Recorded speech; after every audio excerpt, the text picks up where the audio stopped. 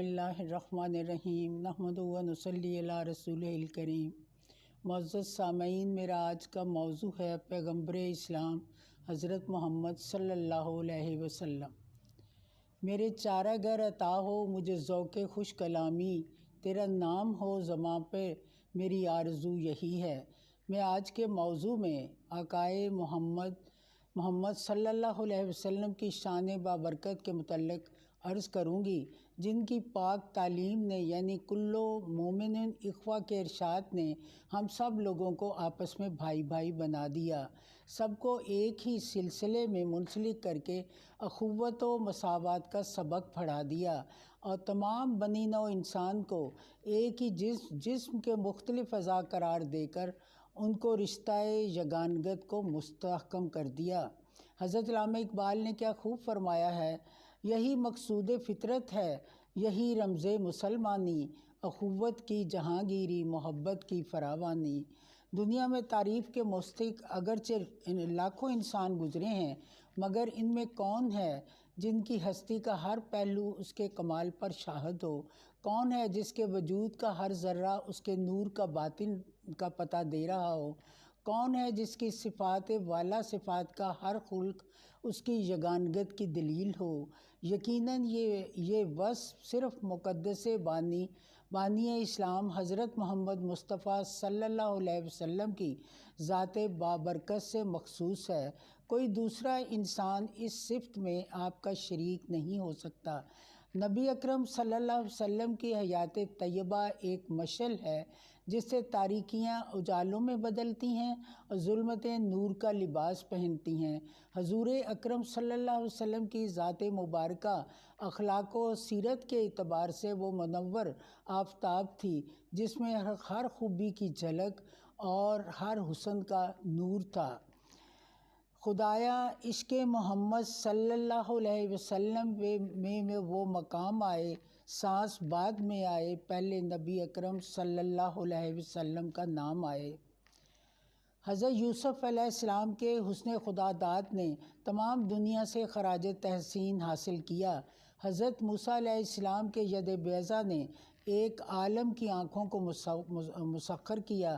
حضرت عیسیٰ علیہ السلام کے دم عیسوی کے ذریعے مردوں تک کو زندہ کیا، مگر یہ جائے غور ہے کہ عیسیٰ علیہ السلام باوجود اس روحانی کمال کے موسیٰ علیہ السلام کے ید بیضا سے محروم رہے۔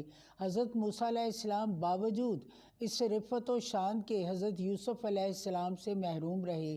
اسی طرح حضرت یوسف علیہ السلام باوجود اپنے ظاہری و باطنی حسن کے موسیٰ علیہ السلام کے ید بیضا اور حضرت عیسیٰ علیہ السلام کے دم عیسوی کو نہ پا سکے، لیکن اسلام کا مقدس بانی آقائے نامدار حضرت محمد مصطفیٰ صلی اللہ علیہ وسلم اپنے وصف میں یگانہ ہو کر چمکے اور اپنی شان میں دوسروں سے بالا رہے۔ حسن یوسف دم عیسیٰ ید بیضا داری، آنچ خوباں ہمہ دارن تو تنہا داری۔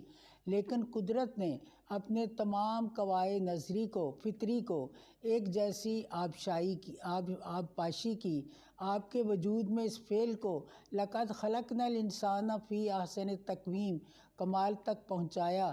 یہی وجہ ہے کہ جس طرح اللہ کی ہستی بہترین دلیل خود اللہ کی ذات ہے، جو بغیر کسی بیرونی توسل کے اپنی قدرت و جبروت سے اپنے آپ کو منواتی ہے، اسی طرح حضرت محمد مصطفیٰ صلی اللہ علیہ وسلم کے کمال کی دلیل خود آپ کا وجود ہے، جو اپنے ہر وصف میں ایک سی کشش اور ایک سی طاقت کے ساتھ تمام دنیا سے خراج تحسین لے رہا ہے۔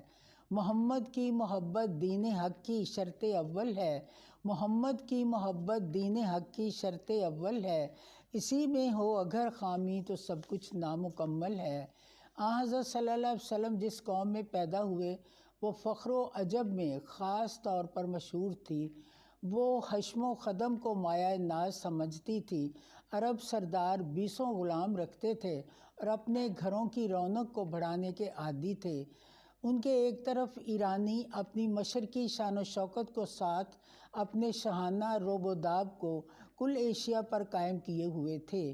ہزاروں غلام خدام شاہ ایران کے ساتھ رہتے تھے۔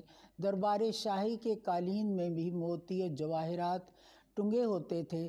دوسری طرف روم بھی اپنے مغربی جاہ و جلال کے ساتھ اپنے حاکمانہ دستے تصرف کو افریقہ اور یورپ پر پھیلائے ہوئے تھا۔ انہوں نے دولت کو بے درے خرچ کیا۔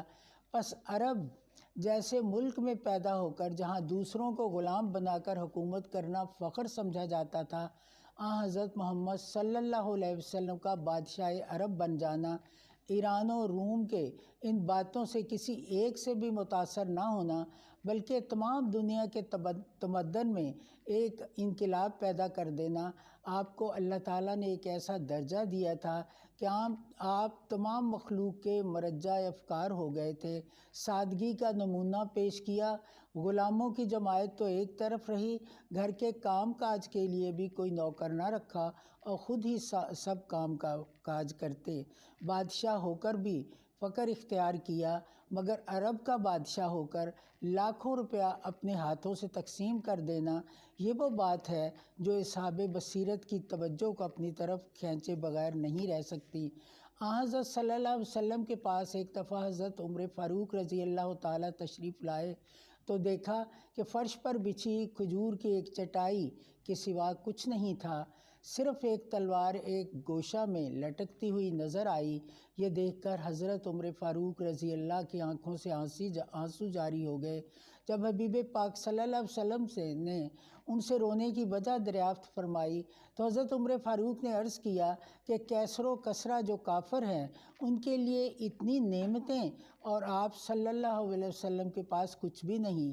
نبی اکرم صلی اللہ علیہ وسلم نے ارشاد فرمایا، میرے لیے دنیا کا صرف اسی قدر حصہ کافی ہے جس سے میں حرکت و سکون کر سکوں۔ میری مثال ایسی ہے جیسے ایک مسافر سخت گرمی کے دنوں میں اونٹ پر جا رہا ہو اور جب سورج کی تپش سے تنگ آ جائے تو ایک درخت کو دیکھ کر تھوڑی دیر کے لیے اس کے نیچے آرام کر لے، یوں ہی پسینہ خشک ہو پھر چل پڑے۔ یہ ہے اسوہ حسنہ جو آپ صلی اللہ علیہ وسلم نے مسلمانوں کو پیش کیا اور سادگی کا یہ نمونہ جو ہمیں دکھایا۔ قوت عشق سے ہر پست کو بالا کر دے، قوت عشق سے ہر پست کو بالا کر دے، دہر میں اسم محمد صلی اللہ علیہ وسلم سے اجالا کر دے۔ نبی اکرم صلی اللہ علیہ وسلم رحمۃ للعالمین ہیں۔ اللہ تعالیٰ نے آپ کو کل دنیا کے لیے اسوہ حسنہ قرار دیا، اس لیے آپ صلی اللہ علیہ وسلم نے ہمارے لیے جو نمونہ قائم کیا وہ سب سے اعلیٰ اور درست ہے۔ پیغمبر اسلام صلی اللہ علیہ وسلم کی اطاعت اسوہ حسنہ دونوں جہاں کی سعادت مندی سرخ روئی کا سرچشمہ ہے۔ اگر مسلمان نبی اکرم صلی اللہ علیہ وسلم کے اسوہ حسنہ پر عمل کر کے اس کے مطابق زندگی بسر کریں تو وہ اقوام عالم میں سب سے اونچی جگہ کے مستحق ٹھہریں، اور یہ ان کے منظم و متحد ہونے، بھائی بھائی بننے، دولت ایمان حاصل کرنے اور اسلام کے ورثہ صداقت و عظمت تک پہنچنے کا سیدھا اور سچا راستہ ہے، اور یہ کہ مسلمان اپنی اخلاقی عملی زندگی رسول مقبول صلی اللہ علیہ وسلم کے اسوہ حسنہ کی پیروی کریں۔ یہ سچ ہے، اپنی منزل پہ ہرگز نہ پہنچے گا وہ، ہاتھ میں جس کے دامن تمہارا نہیں، خود خدا کا ہے قرآن میں یہ فیصلہ، جو تمہارا نہیں وہ ہمارا نہیں۔ بس یہ بے نظیر اسوہ حسنہ جو حضرت صلی اللہ علیہ وسلم نے ہمارے سامنے پیش کیا، تاریخ کی مضبوط ترین شہادت اس بات کو ثابت کر رہی ہے کہ تمام عالم میں صرف حضرت صلی اللہ علیہ وسلم کی ذات والا صفات ہی ہے جس کا ہر وصف، ہر خط و خال، ہر ادا آپ کے کمال کی دلیل ہے۔ اس لیے قدرت نے آپ کے واسطے دو نام تجویز کیے جس کے معنی مجسم تعریف کے ہیں۔ اگر دنیا میں کوئی ایسی ہستی ہے جس کا ہر وصف اسے دوسرے شخص کے مقابلے میں محمد صلی اللہ علیہ وسلم یعنی قابل تعریف ثابت کرتا ہو اور اس کے لیے کسی بیرونی دلیل کی ضرورت نہ ہو، تو وہ صرف پیغمبر اسلام صلی اللہ علیہ وسلم، جس کی تعریف کے لیے محمد صلی اللہ علیہ وسلم ہست برہان محمد صلی اللہ علیہ وسلم کا مصرع پورے طور پر صادق آتا ہے۔ دعا ہے اللہ تعالی ہمیں حبیب پاک صلی اللہ علیہ وسلم کے اسوہ حسنہ کی پیروی کرنے کی توفیق بخشے اور زندگی کے ہر شعبہ میں نبی اکرم صلی اللہ علیہ وسلم کے نقش قدم پر چلنے کی توفیق عطا فرمائے، آمین ثم آمین۔ نگاہ عشق و مستی میں وہی اول وہی آخر، نگاہ عشق و مستی میں وہی اول وہی آخر، وہی قرآن وہی فرقان وہی یاسین وہی طٰہٰ وما علینا الا البلاغ۔